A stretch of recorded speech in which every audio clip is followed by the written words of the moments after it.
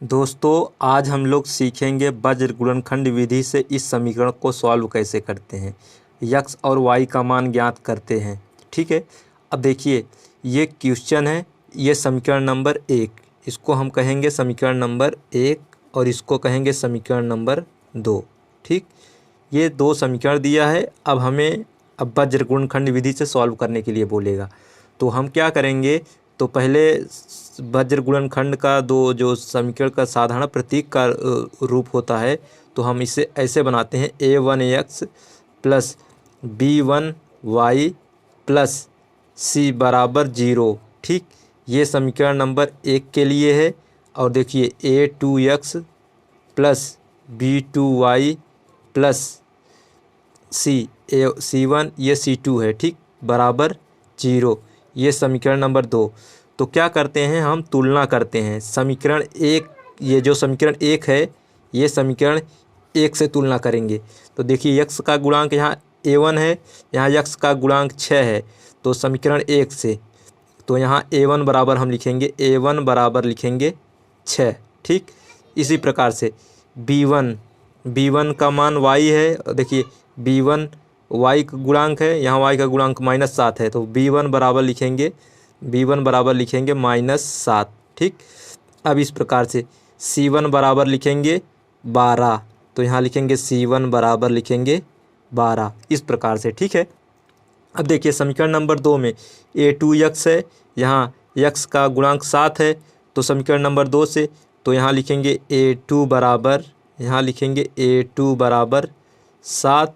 फिर देखिए b2 बराबर लिखेंगे -4, फिर c2 बराबर लिखेंगे -11। ठीक, इस प्रकार से हम इसको तोड़ लेंगे। ठीक है, अब हम सूत्र में इसको ज्ञात करेंगे।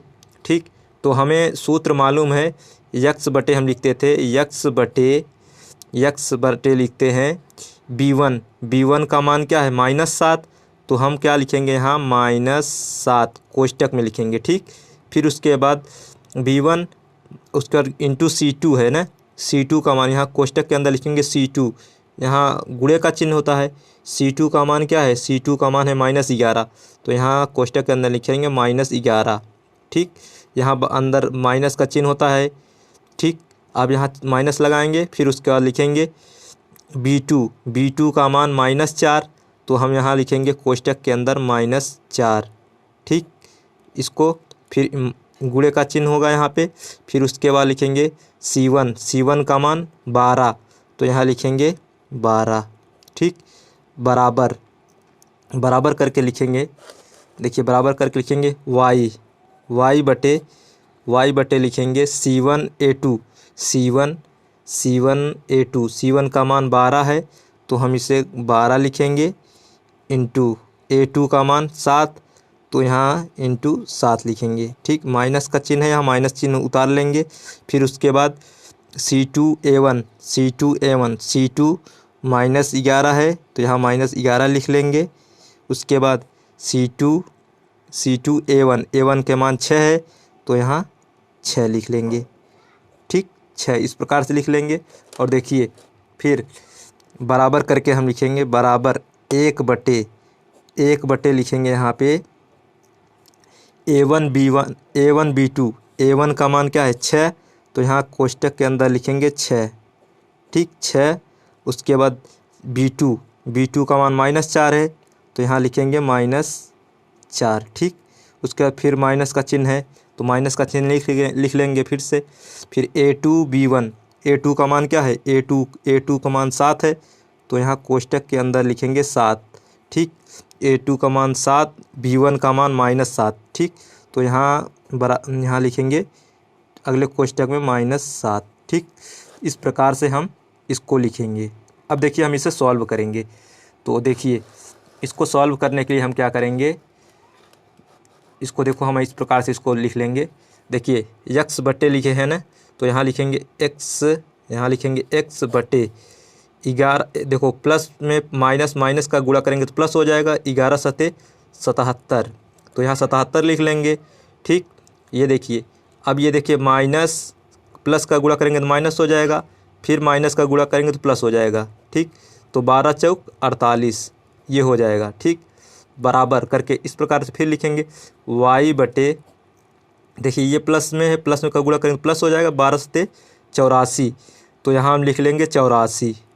ठीक, अब देखिए ये माइनस है, ये प्लस है, प्लस माइनस का गुणा करेंगे तो माइनस हो जाएगा, फिर माइनस का गुणा करेंगे तो प्लस हो जाएगा, 11 छक्का 66।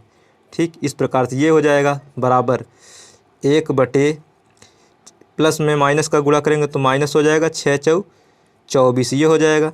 ये देखिए ये प्लस है, ये माइनस है, ये प्लस में गुणा करेंगे तो माइनस हो जाएगा, माइनस का फिर गुणा करेंगे तो प्लस हो जाएगा। ठीक, 7 सते 49। ठीक, इस प्रकार से हो जाएगा। अब देखिए यक्स बटे, यहाँ फिर से हम लिखेंगे एक्स बटे, यहाँ लिखेंगे यक्स बटे, इसको जोड़ेंगे 77 और 48 जोड़ेंगे तो 125 हो जाएगा। ठीक है, ये 125 हो गया बराबर y बटे, अब देखिए 84 और 66 जोड़ेंगे तो 150 हो जाएगा। ठीक, ये 150 लिख लिए बराबर, ठीक, 1 बटे, ये -24 है, ये 49 घटाएंगे तो 25 हो जाएगा। ठीक, ये हो जाएगा। अब देखिए इसको x का मान हमें ज्ञात करना है तो x यहाँ लिखेंगे x बटे 125 ये हो जाएगा, बराबर के इस तरफ लिखेंगे 100, ये केवल 25 ही लिख लेंगे। ठीक है, एक बार इसके साथ ये हो जाएगा, फिर बराबर करके लिखेंगे y बटे 150 ये बराबर 1 बटे 25 ये हो जाएगा, एक बार इसके साथ फिर इसके साथ। ठीक, अब देखिए यक्स का मान हम ज्ञात करेंगे तो यक्स का मान ज्ञात करने के लिए हम क्या करेंगे, तो यक्स बराबर लिखेंगे यक्स बराबर, तो इसका इधर गुणा कर देंगे तो बराबर करके 125 बटे 25 हो जाएगा। ठीक, और 25 से भाग देंगे, 25 चौको 100 होता है, 25 चौको 100 होता है, 25 पंजे 125 होता है। ठीक, तो x बराबर आ जाएगा 5। ठीक, x का मान 5 यहाँ से आ गया, तो यहाँ से y का मान ऐसे हम यहाँ भी ज्ञात करेंगे तो y बराबर लिखेंगे, इधर तिरछा गुणा कर देंगे तो हो जाएगा 150 बटे 25। तो देखो 25 चौका 100, 25 पंजे 125, 25 छक्का 150, तो y बराबर आया 6। ठीक, x का मान 5 और y का मान 6, इस प्रकार से आपका x और y का मान आ गया, x बराबर 5 आ गया और y बराबर 6। इस प्रकार से आप वज्र गुणनखंड को सॉल्व करेंगे। एक बार आप पुनः फिर से देख लीजिए कैसे सॉल्व किए हैं हम। तो देखिए इस प्रकार से आपको समीकरण देगा, समीकरण 1 इस प्रकार से दिया रहेगा, उसको समीकरण नंबर 2 दिया रहेगा। ठीक है, उसके बाद इसका जो वज्र गुणनखंड का व्यापक रूप होता है सूत्र का, a1x + b1y + c1 बराबर 0 होता है, a2x + b2y + c2 बराबर 0 होता है। ये समीकरण नंबर 2। समीकरण 1 जो है समीकरण 1 से तुलना करना है, समीकरण 2 जो है समीकरण 2 से तुलना करना है। ठीक है, तो देखिए यहाँ x का गुणांक a1 है, यहाँ x का गुणांक 6 है, तो a1 बराबर 6 लिख लिए। फिर y का गुणांक b1 है, तो y का गुणांक -7 है, तो यहाँ b1 बराबर लिख लिए -7। ठीक, इस प्रकार से c1 बराबर 12 है, तो +12 है तो ये 12 लिख लिए। इस प्रकार से समीकरण नंबर 2 को इसी प्रकार से इसका भी a1, a2, b2, c2 का मान निकाल लिए। उसके बाद जो सूत्र है, हम सूत्र एक अगले वाले जो अगले वाले वीडियो में मैंने एक क्वेश्चन बताया था, उसमें सूत्र ही था। आप लोग सूत्र को एकदम ध्यान से उसको निकालना सीख लेंगे, उसके बाद ये क्वेश्चन सॉल्व करेंगे। इस प्रकार से हमने x का और y का मान इस प्रकार से निकाल दिया। आप लोग को वीडियो अच्छे से समझ में आया है तो वीडियो को लाइक कीजिएगा और चैनल को सब्सक्राइब कीजिएगा। Thank you.